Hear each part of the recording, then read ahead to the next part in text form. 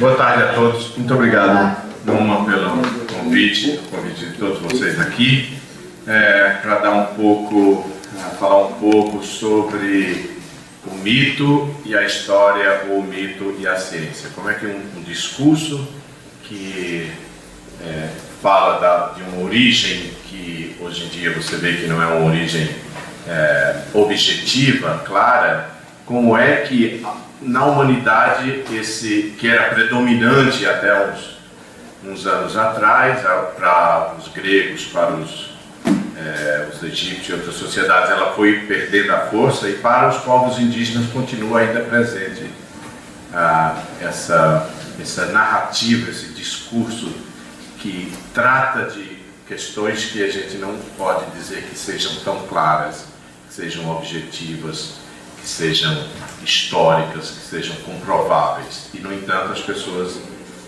ainda vivem sob carregados por esse discurso. E nós vamos ver também como o mito, mesmo que não seja mais, não tenha essa força tão grande na nossa sociedade, ele também está presente entre nós. Ele ainda é necessário para nós. Então eu vou tratar um pouco disso, dessa passagem do mito para a história, iniciando com o povo indígena, e depois eu vou tratar de como é que o discurso científico também sobrepuja esse mito, e por terceiro eu vou falar da presença ainda do mito entre nós, como é que nós ainda elaboramos histórias que não são histórias mentirosas, né, de carochinha, mas tem até uma certa objetividade, mas tem um caráter de mito. Eu vou começar por essa história, que é a história de um povo indígena do Maranhão. Esse povo eu estudei muitos anos, tem aqui o livro dele, é um livro bastante... Dá uma passadinha, todos deram uma olhada. Um povo indígena que foi contatado, teve a primeira relação com a sociedade ocidental em 1610, quando os franceses criaram uma colônia na ilha de São Luís, no Maranhão. Até aquela época, até o fim do século XVI, 1590, o Brasil só tinha praticamente a costa atlântica para esse lado sul e sudeste, nordeste, sul e sudeste. E é interessante observar que havia colônias de ingleses e holandeses no Rio Amazonas, que depois que os portugueses reconquistaram São Luís dos franceses, expulsaram São Luís dos franceses, eles foram lá, fundaram Belém em 1516 e subiram o Rio Amazonas, chegaram até o Rio Juruna e o Rio Tapajós, e foram destruídos essas colônias. Isso, nós estamos falando em 1617, 1620, 1600, a última colônia foi destruída em 1632. E essas colônias depois, eles tiveram que fugir, se considerar derrotados, e voltaram para a Holanda. E da Holanda, algumas deles foram para os Estados Unidos e iniciaram o processo de colonização americana, onde hoje está a cidade de Boston. Então, aqui o Brasil também já foi cobiçado, não é só pelos portugueses, espanhóis, franceses e holandeses, mas também pelos ingleses na parte que cabe ao Rio Amazonas. Então, esse povo indígena foi contatado nessa ocasião, e eles passaram por todas as fases da colonização. Eles foram escravizados, depois eles foram defendidos pelos jesuítas e foram missionizados. Então os jesuítas tinham uma missão grande. Essa missão tinha cana-de-açúcar, tinha um engenho de cana-açúcar, tinha gado. Então eles foram doutrinados, pelo menos uma parte dele, e outra parte ficou escondida na mata, não queria conversa. Mas a parte que ficou missionizada pelos jesuítas terminou formando as cidades que hoje no Maranhão, não sei se alguém aqui é do Maranhão, por exemplo, Viana é uma cidade, Monção, Pindaré-Mirim, são todas cidades que nasceram desse convívio. E muitos ficaram para mata dentro, subindo o rio, como se fala, e por lá. E ao longo dos séculos, aqui, novas levas de luso-brasileiros foram aproximando, chegando a eles, e eles foram sendo incorporados, mantendo um fulcro, assim, uma raiz, um centro de identidade que, independente de estar se vestindo, de estar adotando costumes, lentamente aprendendo português rural, independente de estar começando a usar as coisas da nossa cultura e civilização, eles retiveram um centro, um núcleo de identidade muito forte. E conseguiram atravessar todas essas fases, o Império, que foi uma fase terrível de expansão na região, depois a República, enfim, depois a expansão dos nordestinos vindo do Rio, Pernambuco, Paraíba, Piauí, que entraram nessa região da mata, é o início da floresta amazônica onde eles estavam. Se seguraram e retiveram uma parte substancial do seu território. Caiu a sua população, em várias épocas caía e começava a subir, caía e começava a subir. E hoje eles são mais do que eram originalmente. Os Peneterra, os Guajaras são hoje cerca de 20 mil. O máximo, quando os franceses se encontraram com ele, tinha no máximo uns 10 a 12 mil índios nos meus cálculos. Então, a população está grande, é uma população expressiva. Em alguns municípios do Maranhão, como Grajaú e Barra do Corda, Arame, Bom Jardim. Pelo que eu vejo, não tem ninguém aqui do Maranhão. Mas tem uma expressividade. Em alguns municípios brasileiros tem índio suficiente para não somente eleger vereador, mas até prefeito. No ano em que houve eleição para prefeito, 6 índios foram eleitos prefeitos dos seus municípios. E tem aproximadamente uns 100 que são vereadores de todos os partidos. Pois é, então, aqui vai ter muita novidade. Tem uma variedade de povos indígenas muito grande, de índios que ainda vivem da caça e da coleta, que andam nus, ou índios que têm agricultura e também têm os seus rituais nus, índios que mantêm a sua língua.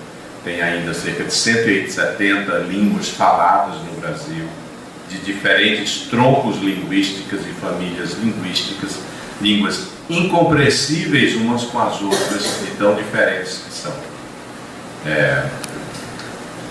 E tem índios que estão ali na beira das cidades, estão em bairros de cidades, cidades chegam e aproximam da sua terra, vivem em bairros, em condições muito difíceis de ter uma rocinha ainda, plantar uma mandioca, plantar uma banana, assim, quase vivendo em condições urbanas difíceis no Brasil.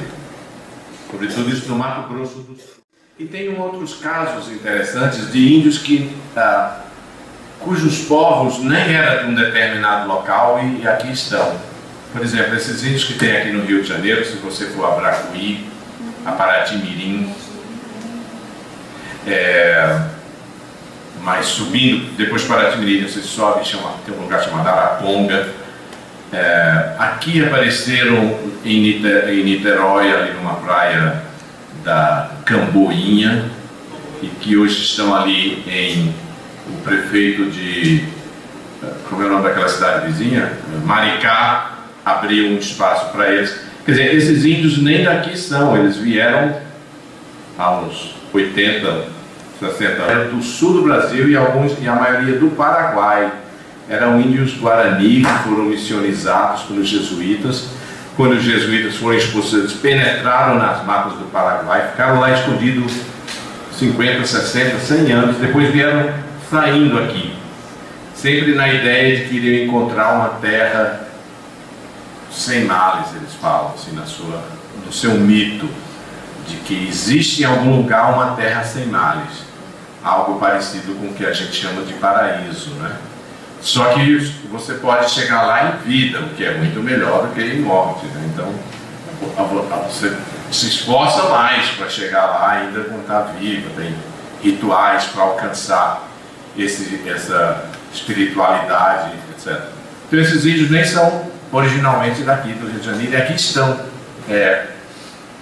tem algumas famílias que já construíram 100 índios Guarani, ali no chamado Pico do Jaraguá, que é quase central à cidade de São Paulo. São Paulo é uma cidade tão grande que tudo é central a ela, né? Depende da perspectiva que você olhar. E eles tentam arrumar 30 hectares de terra. 30 hectares de terra é mais ou menos 300 metros por 100 metros, né? Um troço pequeno. E eles tentam obter isso para ver se ainda planta uma banana, para ver se ainda planta uma mandioca para fazer uma farinha, como se fosse se segurando ainda com a sua vivência cultural, embora estejam aí trabalhando. Pegam um ônibus, os filhos vão para a escola, tem umas escolas adequadas para eles, etc. Então, tem esse espectro grande de populações indígenas no Brasil. Mas eu queria tratar desses Guajajara a partir dessa leitura que vocês, que pelo menos alguns tiveram, que esse daí os Guajajara, o Teneterrara, mais bem que é a sua autodenominação, eles me contaram esse mito, que é um mito muito tradicional dos povos que falam a língua tupi-guarani, que é o mito, o herói civilizador, chama-se Maíra, que aliás é um nome bastante frequente, muitas pessoas são chamadas Maíra, né? O Darcy Ribeiro tem um livro chamado Maíra, que é um pouco dessa história, uma história, um melange de várias histórias indígenas. Mas aí então, Maíra é uma espécie de um herói, de um ser superior, que não tem propriamente uma face permanente. Ele pode ser homem, pode ser animal, pode ser só um espírito, etc. Né? Ele às vezes se apresenta como homem, às vezes se apresenta como animal. Mas ele é o cara que inventou o mundo. Então, o mito, os chamados mitos de origem, são aqueles mitos, são aquelas histórias que os povos criam para tentar explicar como o mundo se fez, que é uma interrogação que todo mundo tem, todas as culturas. De onde é que se surgiu? Como é que o mundo se fez? Onde está o princípio? Essa indagação é de todos, não é só da civilização ocidental, como muita gente quer dizer. De todos os povos tem essa indagação. Então, o mito esse é um mito, não é propriamente de criação dos homens. Ele já começa com a ideia de que homens e animais são cambiantes entre si. E muitos povos indígenas que falam desses seus mitos, que homem e animal, por exemplo, como é que se descobriu o fogo? Isso é uma questão fundamental de todas as culturas, porque o fogo é que produz cultura. O fogo é que nos diferencia dos animais. O fogo, estou dizendo, a utilização do fogo, você comer alguma coisa cozida ou assada, é que diferencia dos animais.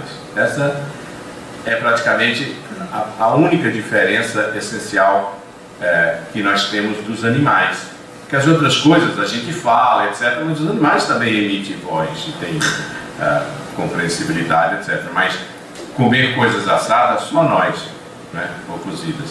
Também tem uma outra coisa, que engolir fumaça também é só os seres humanos que engolem fumaça, seja através de tabaco, etc. Por isso é que fumar, para os que gostam de fumar e os que são amantes recônditos e oprimidos do fumo, como eu, fumar é um ato de se aproximar de Deus, porque você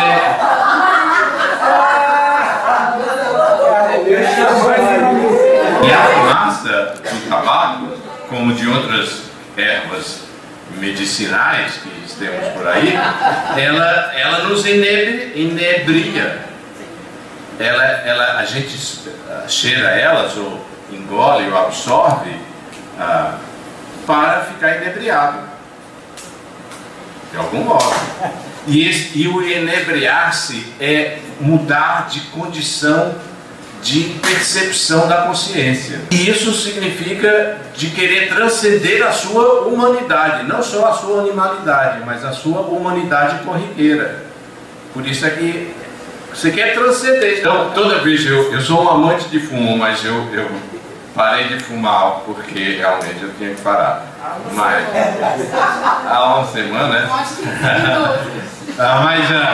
Mas eu fumo, quando dá, eu fico pensando, pô, estou aqui chegando perto da minha divindade mais profunda. Então vocês que ainda se dão ao luxo de fumar, quando começarem a pensar em alguém dizer assim, pô, teu pulmão vai se ferrar, tá todo, você vai ter câncer de próstata, não sei o que, estômago, eu disse, mas eu vou estar perto de Deus. É um consolo para quem fuma. Então, isso é um mito também que conta. Quem inventou o fogo, a utilização do fogo, por exemplo, na maioria dos povos indígenas brasileiros, o mito da obtenção do fogo se dá por um rapaz ou uma pessoa esperta, em geral um cara meio capaz de engabelar os donos do fogo. Em muitas tribos, diz assim, naqueles tempos, eu não sei se aqui tem gente, mas eu olhando pelas caras, tem gente da minha geração que sabe o que é história de carochinha, né? E sabe das suas avós que contavam no tempo do onça, no tempo que os bichos falavam. Diz a lenda. Diz a lenda. Era uma vez. Você já ouviu falar nisso aí? No tempo que os bichos falavam, não já ouviu falar nisso? Então. Hein? Once upon a time. Então, mas era um negócio de o animal que falava, né? O tempo que os animais falavam. Isso é uma coisa que vem dos índios. Isso penetrou na nossa cultura popular e a gente fala isso. Então, a maioria é a onça que é. E em algumas é o urubu que é o rei do fogo. Contrário ao que a gente pensa que o urubu come a carniça, a carne podre. E os seres humanos nessa época comiam a carne podre. Então, o truque é fingir de alguma coisa e ludibriar a onça ou o urubu para conseguir o fogo. E daí dizer assim, agora conseguimos o fogo, eles passaram a comer carniça, ou carne crua. Em algumas tribos lá da América do Norte, o coiote é o nome do... Eu não sei, não me lembro agora. Pode ser. Mas aqui o dono do fogo era a onça ou era o urubu.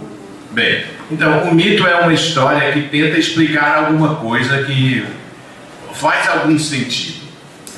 Dentro de um determinado modo de pensar, ele faz algum sentido. Bem, então a história do Maíra, que alguns leram, é o seguinte. Diz que aí tem uma história, os mitos também têm versões um pouco diferentes. Por exemplo, no início propriamente do mito do Maíra, diz que tinha uma índia muito bonita, que encontrou um rapaz lindo na roça e amou o rapaz, aí engravidou. Aí outra versão diz que era uma índia muito bonita que olhou assim para uma árvore grande, e o índio me contando isso chama árvore de pau, né? Diz um pau grande assim, já fica pensando do que ele está falando. Aí diz que aí ele se abraça no pau grande. É um pouco mais romântico, embora mais duro do que se enamorou de um rapaz. Numa roça, né? Um é na roça e o outro é na floresta. E são os bons lugares para se fazer amor nas sociedades indígenas. Então ele se enamora e engravida. E essa árvore grande, ou esse moço bonito, é o Maíra. O Maíra é um ser masculino. Ela engravida e logo o bebê que está dentro do útero dela começa a falar: mãe, eu quero ver meu pai. Aí as freudistas e lacanistas já ficam arrupiadas com essa história. Mãe, eu quero ver meu pai. E a mãe, mas eu não sei onde é que está seu pai. Aí ele, de dentro da barriga dela, fala: vá por esse caminho aqui. Então ele vai seguindo, a mãe vai seguindo o que o filho vai dizendo. Aí a mãe passa por umas partes que tem umas flores, aí silvestres. Aí o menino diz assim: mãe, tira uma flor dessa para eu cheirar, que eu quero cheirar a flor. Aí a mãe corta um galinho da flor e bota no umbigo dela, e o bebê cheira a flor. Aí passa mais algumas em que ele faz o pedido. Aí uma hora que a mãe puxa um galinho desse e bota no umbigo dela, tem um marimbondo. Aí o marimbondo pica o umbigo dela e a barriga. Aí a mãe se aborrece e bate na barriga. Pá, pá. Olha aí o que aconteceu, menino. Pum. Aí o menino, que é o filho de Maíra, não diz mais nada. Aí a mãe continua. Aí chega num momento que tem uma encruzilhada, ela não sabe para onde ir. Resolve ir por esse canto aqui. E quando caminha mais um pouco, começa a chover muito. E aí ela dá com a cara na casa do gambá. Um gambá, que é esse marsupial, né? Um bicho que carrega o seu bebê dentro da barriga. A mãe, depois de parir, fica ainda dentro da barriga. Aí o marsupial diz: não, pode entrar aqui na minha casa. O marsupial é o ser humano, quer dizer, o gambá, né? O mucura, que eles chamam. Também é uma palavra que tem no Nordeste, mucura, para representar gambá. Hã? Não conheço. Não? Pois eu conheço. No Maranhão tem muito. Aí a mucura diz: venha pra cá. Aí eu vou armar aqui a sua rede para dormir. Aí arma a rede para ela e começa a chover, aí a água cai na rede dela. Aí o gambá já fica mais esperto. Não, vamos mudar aqui a rede para esse outro lado. Aí que não está chovendo. Aí o gambá sobe na casa e espalha a palha perto da casa, aí começa a chover de novo. Aí ele vai. Olha, só tem um lugar seco aqui, que é a minha rede. Aí a mulher tem que dormir com o gambá e engravida do gambá. Então ela fica grávida de gêmeos, do filho de Maíra, que é a Maíra Ura, e do filho do gambá, que é o Mucura Ura. Aí ela sai grávida de 2 filhos. A psicanalista fica louca, né? Grávida de 2 filhos procurando o pai. Aí ela chega na casa das onças. As onças que também falam. As onças estavam fracassadas, os machos, as onças machos. Aí ela encontra só uma onça velha, que ela chama de vó. Oi, vó. Aí a vó olha para ele e diz assim: venha cá, moça, e fica aqui escondido, daqui a pouco chegam os meus filhos e eles vêm rosnando e roncando, e se eles cheirar você, eles te pegam e te comem. Ela fica escondida, e quando chegam os filhos e as onças todas, que são seres humanos e onças, eles sentem o cheiro dela e dão um alerta, e ela, pá, escapola, o filho dela transforma ela numa veada, numa corça. Aí ela sai correndo, e aí vão as onças todas atalhando ela pra cá, pá, e pega ela. Aí matam e trazem para o centro da aldeia, e aí cortam ela em pedaços, e quando estão cortando, veem que tem 2 bebezinhos lá dentro, 2 filhotes de corça. Aí, na tradição de muitos índios, inclusive do Guarajara, quem come os fetos são as mulheres velhas. Um jovem não pode. O feto que você mata uma fêmea, um viado, um porco fêmea, aí os fetos são as velhas que comem. Aí ela diz: então vamos dar esses filhotinhos aqui para Zari, para a avó. Aí dá para a avó tenta de várias maneiras cozinhar, ela tenta furar com o espeto, aí o espeto escorrega na pele. Aí tenta botar num pote de água fervendo, os bebês pulam fora.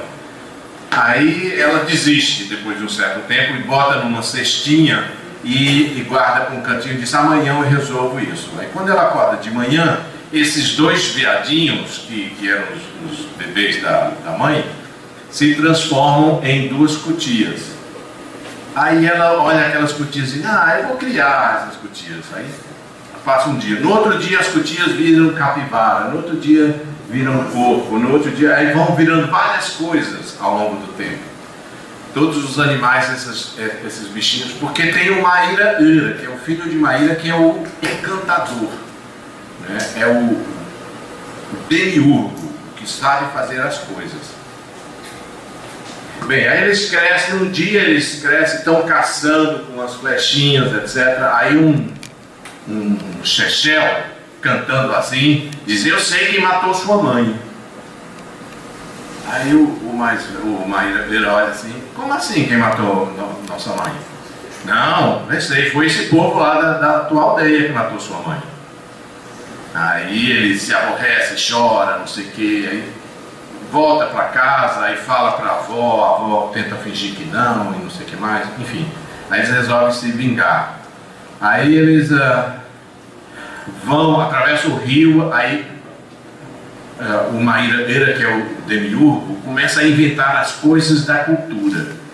Fazem abano, fazem arco e flecha propriamente, faz colares e pulseiras que pega dos frutinhos das palmeiras, num brejo.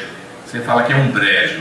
E um brejo é uma coisa bonita para quem é nordestino, ou para quem é da Amazônia, para quem sabe, porque o brejo é um lugar que tem água, né? Que a terra é úmida, é um troço. Então sempre tem frutas, e palmeiras em especial, que tem não somente o açaí, mas abacate, todas essas frutas excelentes em palmeiras. Aí ele faz essa história, ele faz isso e volta, quando volta trazendo esses colares, essas coisas lindas, ele, as moças perguntam: onde é que você fez isso? Onde é que você achou isso? Aí ele falou, não, eu achei lá naquele lugar no brejo. Eu sei que ele leva, nós queremos ver. Então tá, no dia seguinte ele faz uma ponte grande com uma madeira grande, um tronco, e está todo mundo subindo. Quando está todo subindo na madeira, ele combina com o irmão dele, o filho da Mucura, de um lado para mexer no tronco, e o tronco se vira um pouco, aí caem as onças todas dentro do rio, cheio de piranha e jacarés, come todo mundo. Então isso foi a vingança. Aí, mas mesmo assim eles são satisfeitos, vão procurar nosso pai.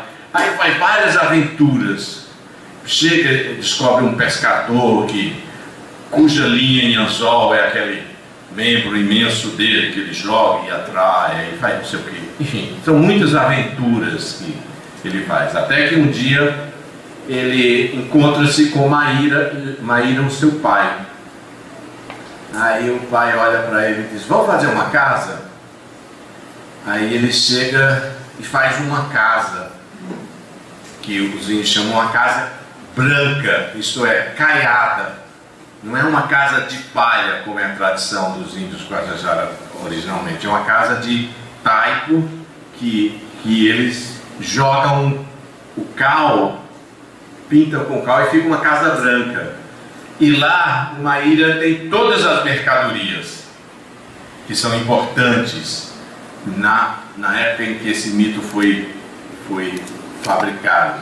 O querosene, os instrumentos de ferro, roupa, sal, pólvora, chumbo e espingarda, que eram os objetos de desejo que eles estavam no século XIX começando a utilizar. Hoje em dia eles utilizam computador e tudo. Tem diversos amigos do Facebook que são índios dessa tribo, aliás, de outras mais, tem um monte de pessoas, porque o negócio também já está por todos os lados, né?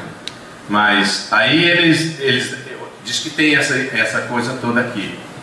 Aí ele começa a vender, ele é o dono das mercadorias.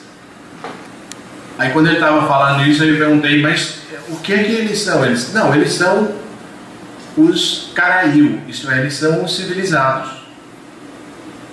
Aí era como se os índios fossem os civilizados, na perspectiva dele. Civilizado é a palavra que eu estou traduzindo para Caraiu. Em outras tribos chama-se Caraíba. Por exemplo, no Alto Xingu eles chamam de Caraíba, que é o brasileiro, ou naquele tempo o luso brasileiro, ou até o português,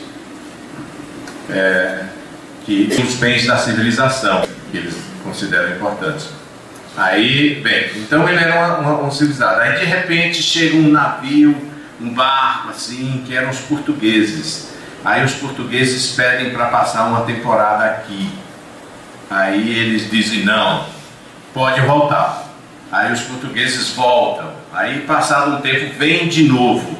Aí eles têm uma escaramuça, os índios Caraíba com esses portugueses que vêm no navio. Aí tem um escaramuço, uma briga, não sei o que mais.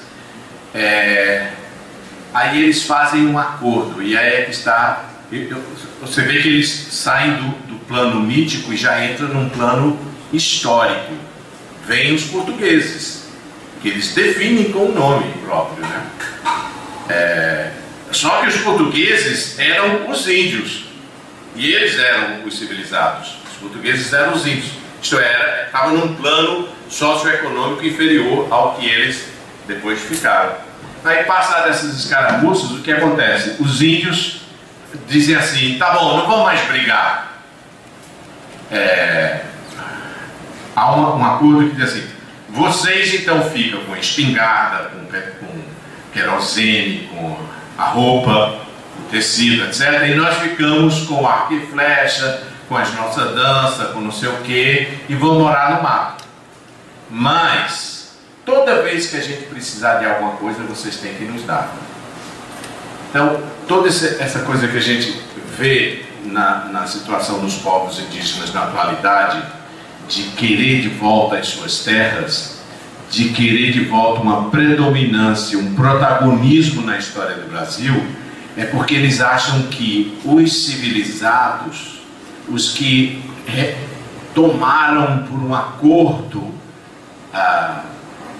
os bens da civilização, querosene, a espingarda, os instrumentos de ferro, etc., devem a ele fundamentalmente a reciprocidade de dar aquilo de que eles precisam, porque eles abriram mão desses símbolos de uma vida superior, porque poderosa, para viver aqui voltar a viver no mato, Outra coisa interessante desse mito é que eles dizem que isso se deu, olha, nós estamos falando do interior do Maranhão, e esse velho já com uns 80, 90 anos contando para mim, fumando um baseado bem forte lá, e a gente conversando de noite, dizendo que isso se deu no Rio de Janeiro.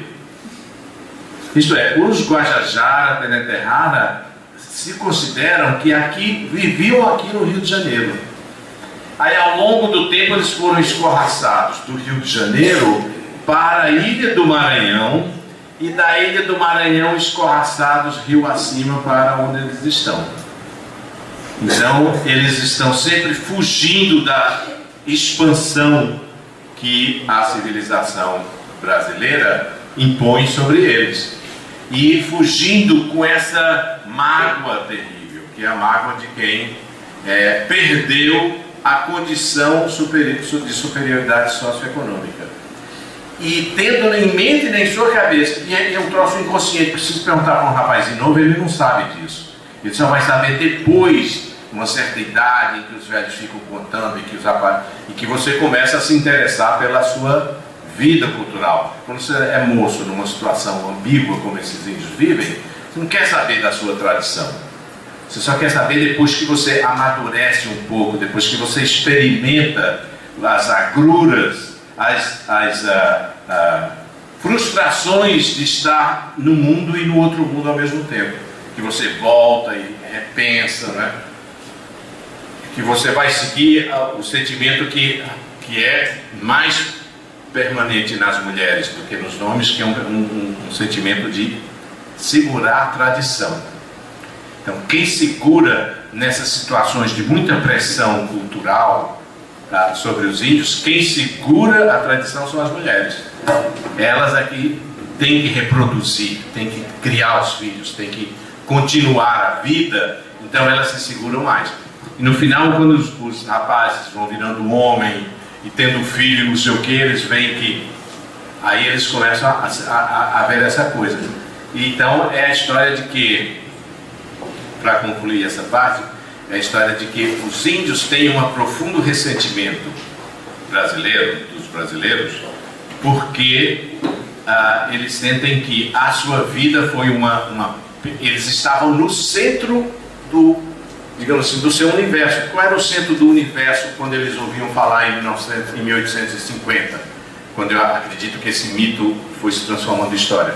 Era o Rio de Janeiro, que era o grande centro do império, tudo fluía para lá, era uma coisa centralizada, era daqui que emanava o poder, mas emanavam as novidades, emanava a legitimidade de ser brasileiro, emanava daqui. Então aqui era o centro, e eles acreditavam que eles estavam nesse centro e perderam, não é? É o Rio de Janeiro que fica na sua cabeça. Eles se descentralizaram, literalmente eles ficaram na margem da sociedade a qual eles acreditam que estavam antes. Veja bem, é um mito. Você não tem nenhuma base para você dizer que os Tenente-Rara viveram aqui. Nenhuma. Quem estava aqui em 1500 era os Tupinambá, que falavam uma língua diferente, embora fosse da cultura tupi. Quem estava no centro da ilha eram outros grupos Tupinambá e não índio Guajajara, o Tenente-Rara. Então não tem nenhuma base assim objetiva de que eles estavam no centro, mas o que importa é que eles interpretam como o centro o Rio de Janeiro é uma metáfora de uma centralidade da sua vida. A vida é deles, né? Na passagem desse mito para a história, é de que eles eram o centro do universo, eles eram o ápice da humanidade.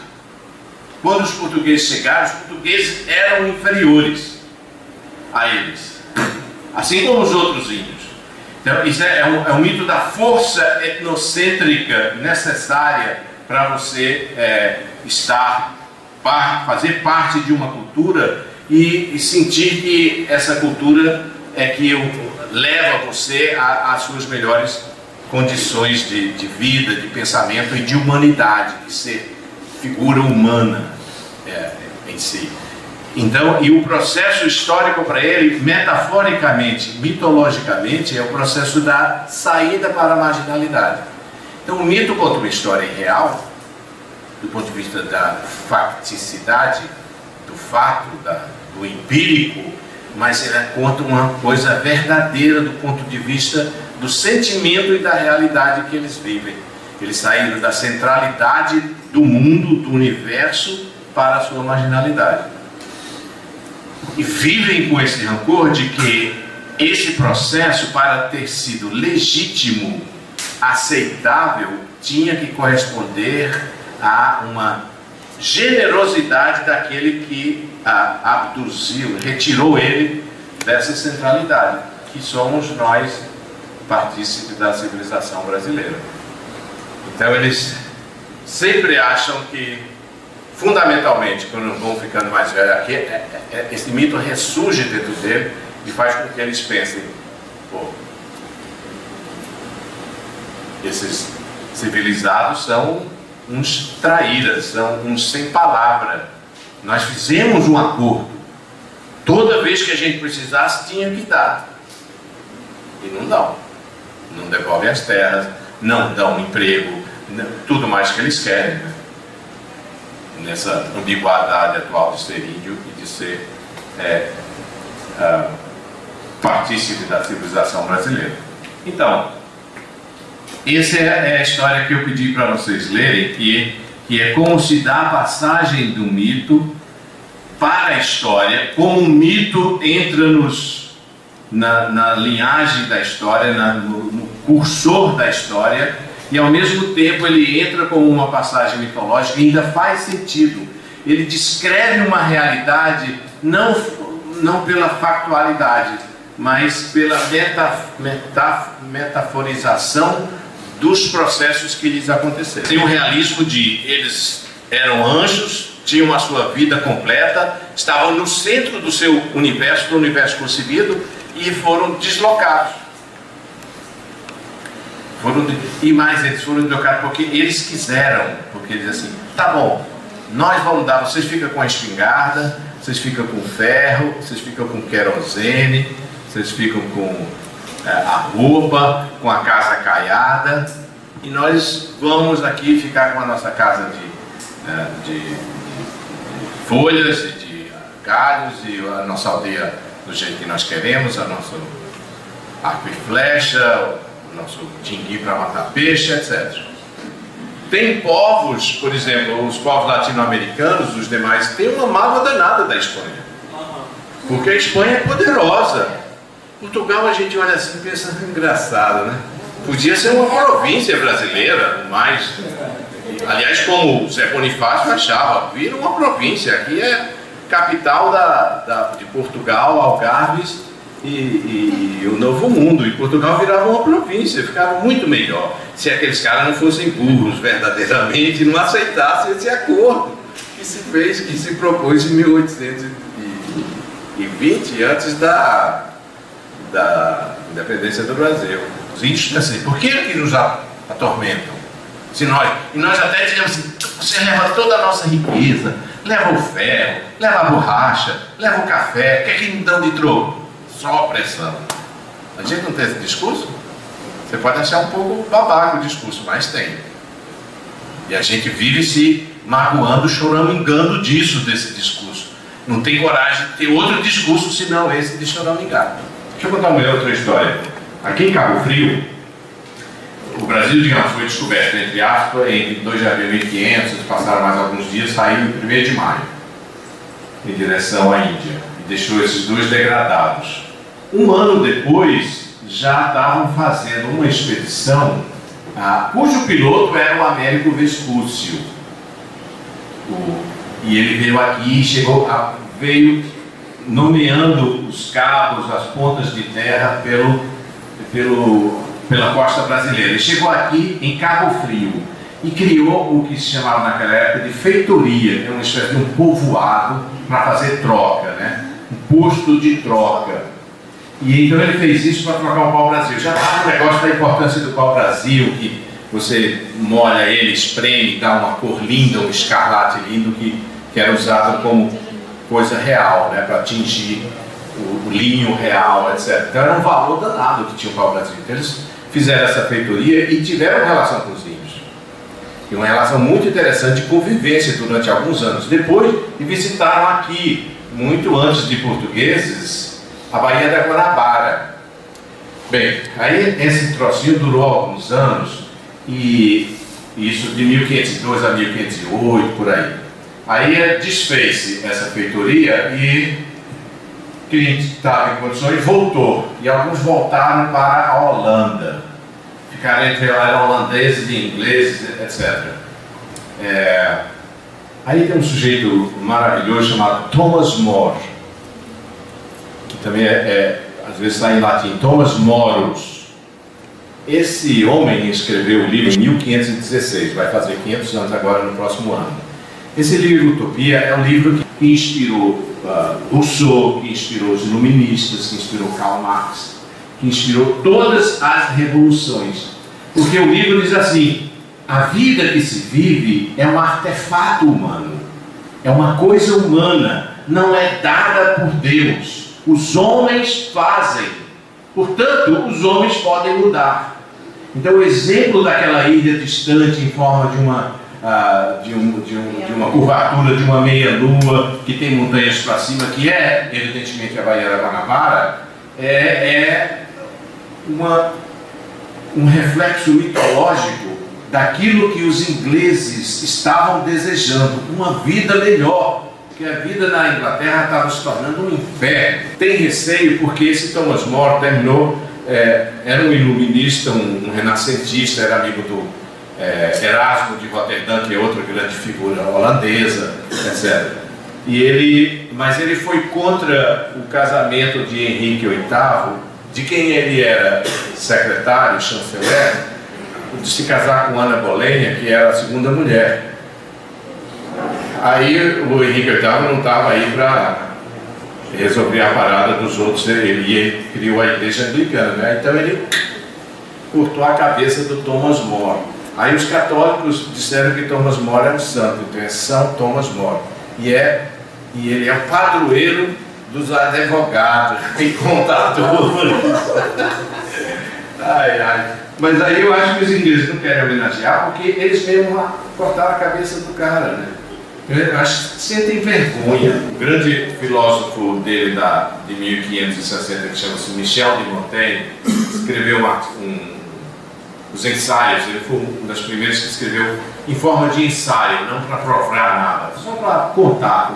Daí ele denominou isso de ensaios.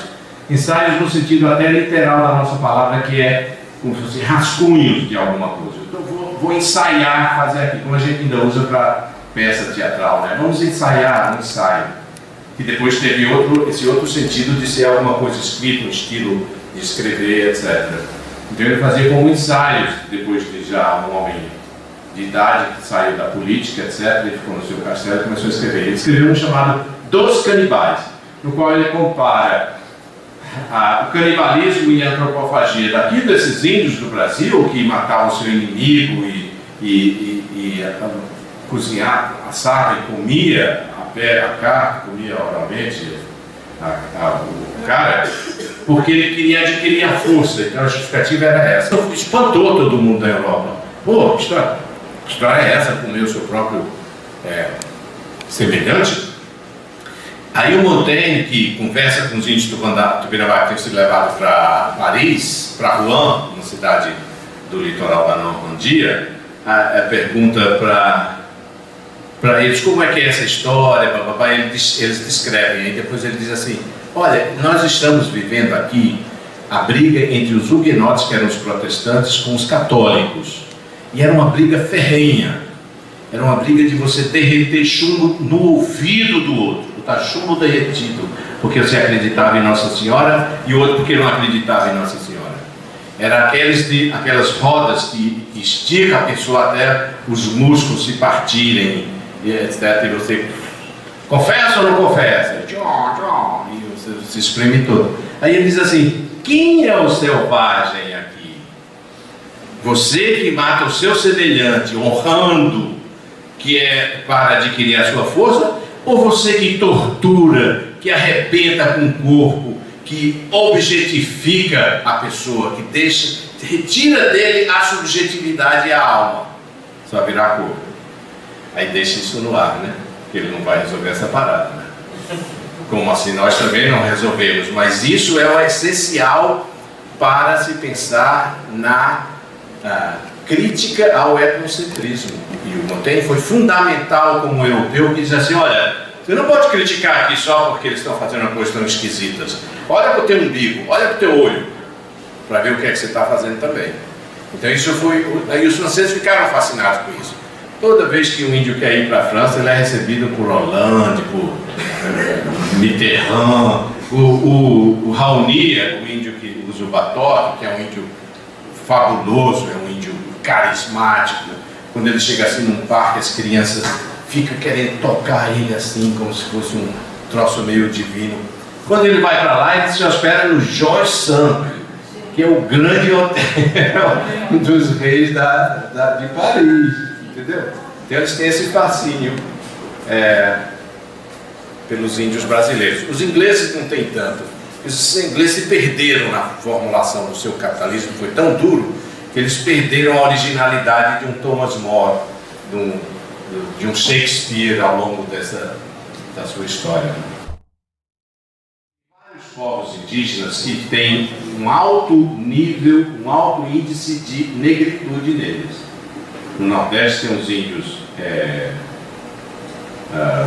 Funiô, e tem os índios Pancararu, que uma grande parte deles são negros, com cabelo liso, mas a cor escura, o olhar, tem a mistura clássica de negro com índio, curiboca, no século XIX chamava. E essa mestiçagem é uma mestiçagem assim.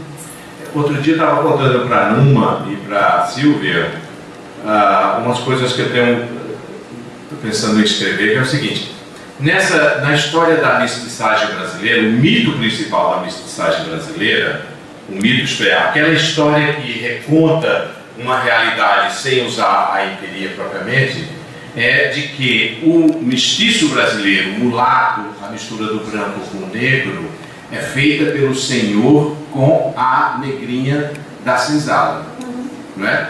Em geral se fala que é assim. Não. O mestiço é o senhor branco com a alegria da escrava que é trazida, e depois a patroa fica com raiva, a senhora, e tem aquele ciúme, maltrata muito, etc. Mas é ali que reproduz-se, que cria a mestiçagem. Então isso é um mito também, que reproduz uma parte da verdade, mas é uma parte, no meu entender, muito menor.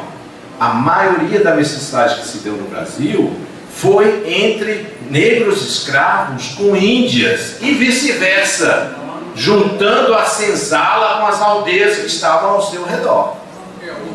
É essa a quantidade disso. Os portugueses vieram aqui por vários motivos, mas aí logo descobriram que tinha um motivo comercial muito bom, que é plantar a cana-de-açúcar. A cana-de-açúcar produzia a muito custo açúcar, que era muito valorizado, não havia o último açúcar que se conseguia de beterraba em alguns lugares, o mel, e todo mundo queria adoçar a boca, porque adoçar a boca é a melhor coisa que há.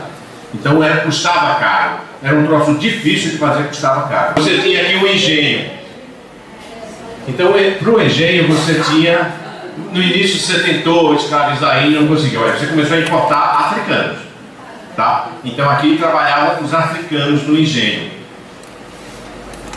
E o que era o engenho? O engenho, segundo Celso Furtado, é a primeira indústria do mundo, não é?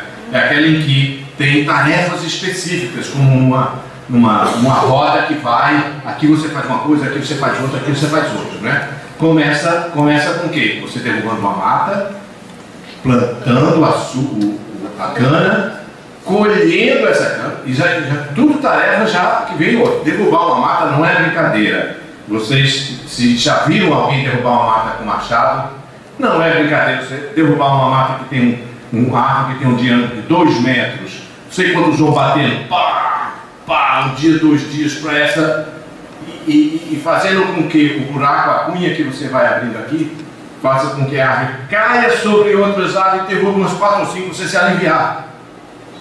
Não é serra elétrica, é machado, é um troço difícil para nada.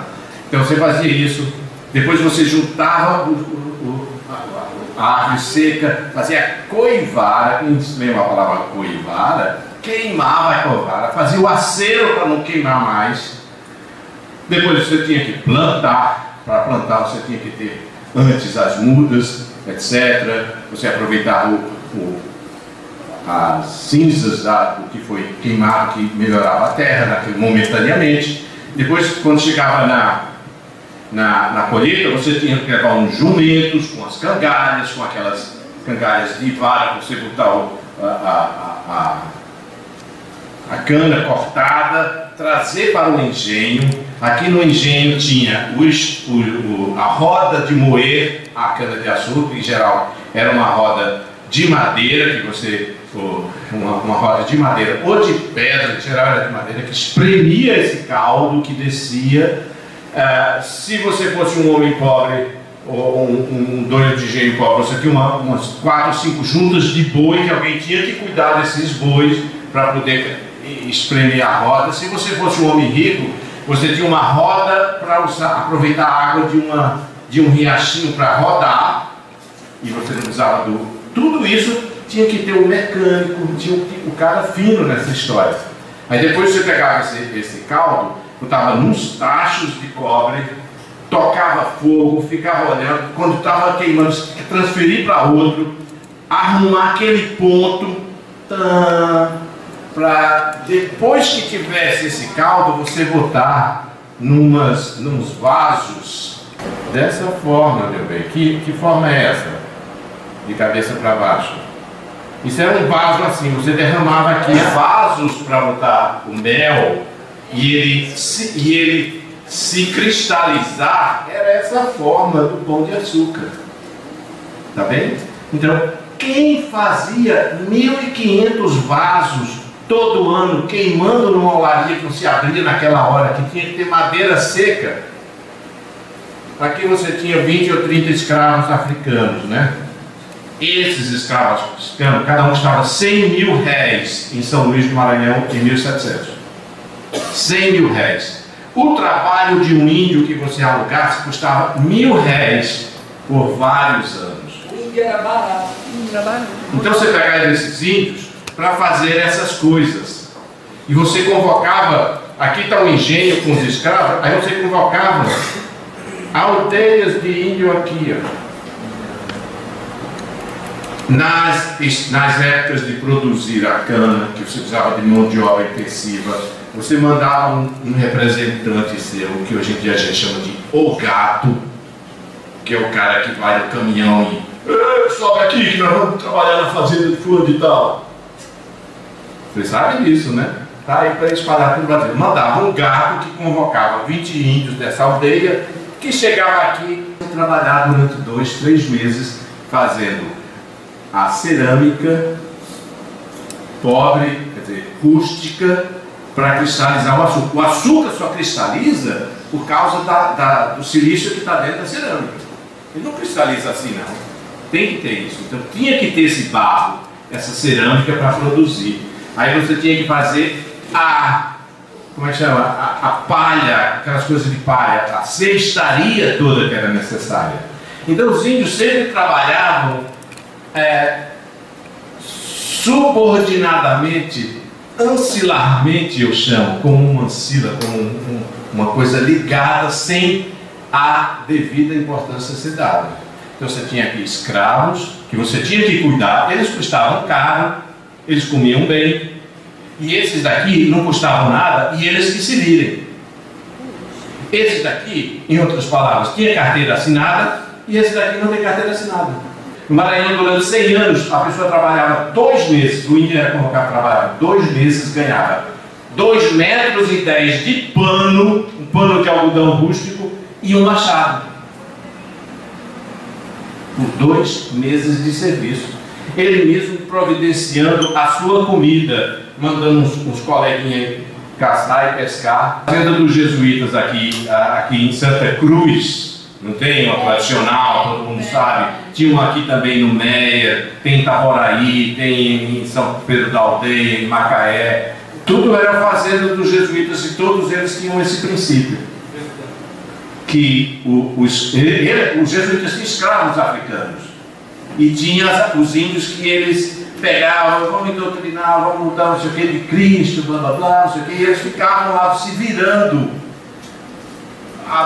morando perto do rio. Vocês não conhecem muito, não, eu também não, porque eu troço mais atrás.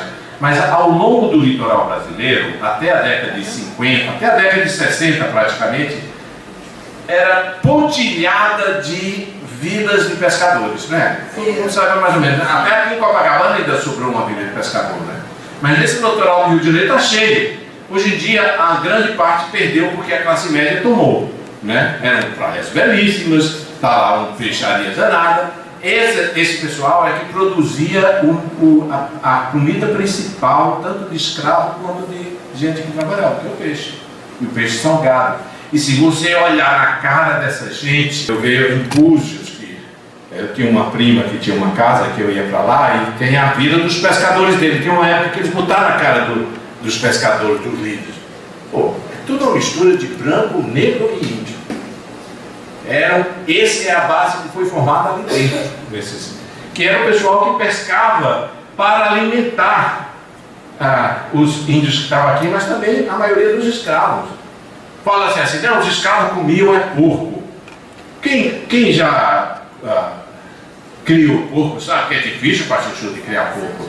Eles morrem com facilidade. Você criar bacuri no meio da lama, morre que só. Porco é uma comida saborosa e especial, que isso é comida a cada estação do ano, que nem Peru hoje em dia para nós. Então a comida principal era o peixe salgado. Isso era produzido já pela confluência de índio com os negros que se libertavam, que se casavam e que se misturavam. Os jesuítas, não eram bestas, tentavam entusiasmar os negros, os escravos, a se casar com as índias. Por quê? Porque sobre os negros eles tinham controle, que eram escravos. Sobre os índios, que eram livres, eles não tinham. Então ele botava uma negrinha para casar com um índio, porque aí o índio criava família. Eu tenho um Facebook, tem não sei quantos milhares de pessoas, mas desses uns 800 são indígenas. Filhos de índios que eu conheci, que eu trabalhei com o presidente da FUNAI, etc. E todos eles, blá, blá, blá, blá, tem ponto de cultura em várias aldeias indígenas no Brasil. Antes eles iam para a cidade a cada 6 meses, se quisesse, agora fim de semana para a cidade, ou vice-versa. Tem a Bolsa Família, que você fica numa casinha qualquer, que traz 10 parentes e fica lá comendo banana com farinha e entrando na internet. É uma aproximação, é uma inserção muito rápida que está havendo. Eu lamento muito ver, é tão rápido, porque pode ser avassalador, retirar a força telúrica desses índios de querer viver de pé no chão, correndo atrás de um tatu. Daqui a pouco, quem toma banho de água quente não quer mais tomar banho de água fria. Pô, é ou não é? Você bota um chuveiro quente na sua casa, você não quer mais tomar banho frio. Então, todas essas coisas atraem muito. E eu acho que está muito rápido. Essa inserção está muito rápida. Eu acho isso lamentável, mas não tem controle. Esse é o processo social que vivemos. A internet, como o consumismo, é uma coisa arrebatadora. A gente não controla, a gente está sempre querendo mais. Qual é o próximo Samsung? Qual é a próxima não sei o quê? Tudo. E isso, os índios entram nessa também. E entram com o mesmo sentimento de perda de racionalidade. Sobre, bom, se eu guardar aqui um pouco, eu vou para não sei o quê. Pô, você não guarda, fica em dívida e não guarda. Então, a gente nunca pode comparar, com nenhum sentido correto, o agora do passado, porque a escravidão é alguma coisa impensável de se pensar que tem uma humanidade nessa história. Então, agora, se a gente for, assim, calculisticamente, que foi o que eu disse, calculisticamente, o escravo era como o pobre assalariado que tem a carteira assinada. Ele tem uma previdência social. E o índio que vinha e que trabalhava nas beiradas é essa massa de 50% brasileiro que não tem carteira assinada. E que vive de expediente, da sua força de aguentar o tranco. Que são agora os terceirizados. Então, essa massa brasileira, que era durante anos a formação da mestiçagem livre brasileira, que era de 40% a 60%. A escravatura brasileira nunca chegou a 20% da sua total, a não ser em algumas cidades. No Rio de Janeiro, em 1840, 40% a 50% eram de escravos. Mas isso em 1840, que foi o auge, que aqui entravam escravos borbotões para alimentar as fazendas de café do Vale do Paraíba. Eram os índios que adotaram o cavalo. Sabe aquele negócio de faroeste americano, que os índios sobem no cavalo e tem uma habilidade danada? Mas tem uma tribo brasileira que fez isso. E essa gente do Pantanal, que eram chamados de cavaleiros, que adotaram o cavalo que se espalhou do Paraguai. Os espanhóis que se espalharam pelo Chaco, etc., chegou por lá, e eles adotaram, aprenderam, igual os indo-americanos do Centro-Oeste, que utilizavam esse cavalo e viraram. Né? Não, tudo na marra mesmo, usando sem espora nem nada, sem sela, no lombo, no cru do cavalo, treinando para todas essas habilidades. Tem fotografias, tem pinturas de gente que é capaz de se virar no cavalo, de cabeça para baixo, no lombo, correndo, ele de cabeça para baixo assim no cavalo. Quer dizer, tem todas essas habilidades, etc. São os Cadiuel. E tem os Terena, que eram... esses Cadiuel e os Terena se viram de escoteiros na Guerra do Paraguai, os caras que seguiam, depois que o Paraguai invadiu o Brasil, Miranda e aquela região lá do Mato Grosso, hoje do Mato Grosso do Sul, a resposta do Brasil foi com esses índios sendo escoteiros, indo na frente, verificando onde é que estava, etc. Só que do lado dos Paraguai tem mais índio ainda. Então a esperteza de escoteiro, o cara que vai adiante, né? Como é que chama? É escoteiro que chama? Tem outro nome. Batedor. O batedor indígena e o batedor indígena de lá, os caras se encontraram. Houve muita morte indígena por conta disso. Todas essas coisas no primeiro século brasileiro morriam mais índios do que português ou francês.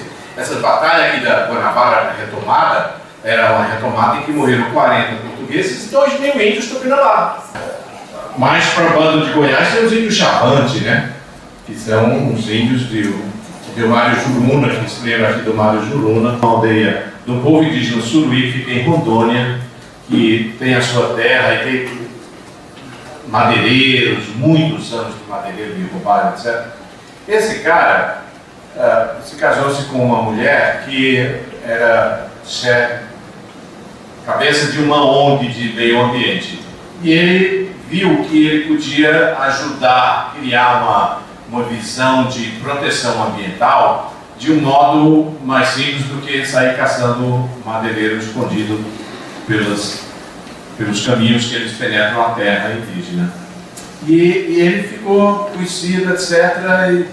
E hoje o Google os convidou, ele fez um mapeamento com outros satélites do Google, e com isso ele tem um site que mostra que está lá e protege, não sei o que mais, e que a tecnologia pode ajudar. Ao longo do tempo, os índios, nesse contato, eles têm refletido sobre um novo papel, que é o que ele está dizendo. Vai chegar e dizer, olha, é possível fazer isso.